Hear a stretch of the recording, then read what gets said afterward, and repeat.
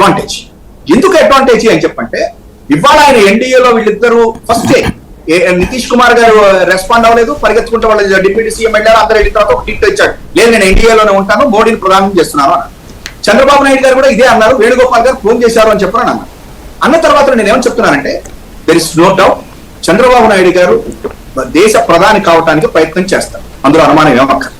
దానికి ఏ రకంగా ముందుకెళ్తే బాగుంటుంది అనుకుంటాడు. ఎన్డీఏ తోటి ఆయనకి ఏమి దాన్ని ఏమంటారంటే బంధనాలు ఏం లేవు, లేకపోతే బంధం లేదు. అంత ఇదిగా గెలవాలనుకున్నారు, ఎలియన్స్ కి వెళ్ళాడు, గెలిచాడు. అది దట్ ఇస్ పాలిటిక్స్, గెలిచాడు వెళ్ళాడు. ఇప్పుడు ఇవాళ వాజ్పేయి గవర్నమెంట్ 96 అనుకుంటాను కదా సాయి గారు, ఎట్లయితే ఉందో అదే పరిస్థితి ఇవాళ రోజున ఉంది. మోడీ గారి మీద కూడా ఇవాళ రోజున భారతీయ జనతా పార్టీలో చాలా ఇబ్బందులు ఉన్నాయని మనం ఇక్కడ న్యూస్ పేపర్ లో చూసాం. నితిన్ గడ్కరీ గారు లాంటి వాడు అయితే సీఎం బాగుంటుందని. ఇవన్నీ కూడా చంద్రబాబు నాయుడు గారు అంటే ఇక్కడ నేను ఏదో రాజకీయం కాదు, మరి చాలా అతి చెప్తున్నారు. అప్పటికి అటల్ బిహారీ వాజ్పేయి టైంలో 150 సీట్లు, ఇప్పుడు 240 సీట్లు. చెప్పండి సార్, ఎందుకు మీరు అది కాదు సార్, దయచేసి ఇప్పుడు ఆయన అంతసేపు మాట్లాడించారు, నన్ను 2 నిమిషాలు మాట్లాడాక మీరు అసలు రియాలిటీగా మాట్లాడుతున్నారు. ఆయన మాట్లాడిందంతా రిలయన్స్ అది ఖచ్చితంగా అంటే ఇప్పుడు జరిగిన ఈ గ్రౌండ్ లెవెల్లో దగ్గర చెప్తుంది ఆయన. మీరు అడిగింది ఏంటి ఆయన్ని? నేను అడిగే తేడా వచ్చినప్పుడు మళ్ళీ హ్యాపీ చెప్పా ఆయన. సరే సార్, సార్ చెప్పండి, ఏం చెప్పంటారు చెప్పండి. నేను అంటున్న పాయింట్ పార్టీని కాపాడుకోవడం సాధ్యమా? నేను ఇప్పుడు మాట్లాడుతున్న మధ్యలో ఆపితే ఎట్లా?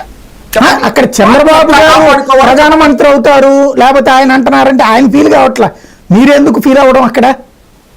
సరే దయచేసి ఇక మీ ఇష్టం సార్. అబ్బో అసలు బాగా భయంకరంగా ఉంది మీ పరిస్థితి నాకు. ఎందుకంటే ఆయన చేత అంతసేపు 10 నిమిషాల పాటు ఆయన మీరు అడిగింది ఏమన్నా, మీరు మాట్లాడేటప్పుడు 10 నిమిషాలు మాట్లాడుతున్నారండి, నేను మధ్యలో డైరెక్ట్ అవుతున్నారు. అది మీరు నాకు టైం ఇవ్వట్లేదు. నేను అన్నది మీ పార్టీకి సర్వైవల్ ఏంటండి అంటే భారతీయ జనతా పార్టీ పని అయిపోద్ది, లేకపోతే కనుక నరేంద్ర మోడీ దిగిపోతాడు, గడ్కరీ వస్తాడని చెప్తున్నారు. అయ్యేది వరకు మాట్లాడేవాళ్ళు చాలా మంది. ఇప్పుడు అది కాదు కదా, ఇక్కడ ఆ టాపిక్ వచ్చినప్పుడు అది మాట్లాడచ్చు. మీ పార్టీ సర్వైవల్ ఏంటి?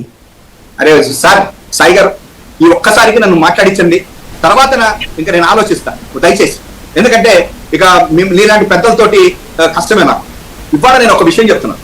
ఇవాళ భారతదేశంలో ఉన్నటువంటి 2 ఏలియన్స్ ఏదైతే ఎన్డీఏ యూపీఏ ఉందో వీళ్ళ యొక్క రిఫ్లెక్టే ఆంధ్రప్రదేశ్ మీద ఉంటుంది. ఇవాళ రోజున కనుక చంద్రబాబు నాయుడు గారి కానీ నితీష్ కుమార్ గారు కనుక ఎన్డీఏని కనుక పడగొడితే రేపు పొద్దున డెఫినెట్ గా వేరే రకాలైనటువంటి రాజకీయాలు వస్తాయి. నేను ఫస్టే చెప్పా, జగన్మోహన్ రెడ్డి గారు అనేటువంటి ఆయన ఒంటరిగానే బయలుదేరాడు, పార్టీకి ఎటువంటి ఇబ్బంది లేదు. ఆయన ఒంటరిగా బయలుదేరాడు, 151 సీట్ల దాకా చేరాడు. ఇవాళ మీరు అన్నట్టుగా 10 సీట్లకి వచ్చాడు. అది ఎంత అవుతున్న కొద్ది ముందుకెళ్తాడు తప్ప పార్టీ గురించి ఇబ్బంది లేదు. పార్టీ అంటే ఇంకేదో 100 మంది వచ్చేసేసి లేకపోతే ఎక్కడెక్కడో వచ్చేటువంటి వాళ్ళు లేరు. ఒంటరిగానే ఉంటాడు, ఒంటరిగానే వెళ్ళాడు. అది నేను మొదట్లోనే చెప్పా, ఇప్పుడు కూడా చెప్తున్నాను.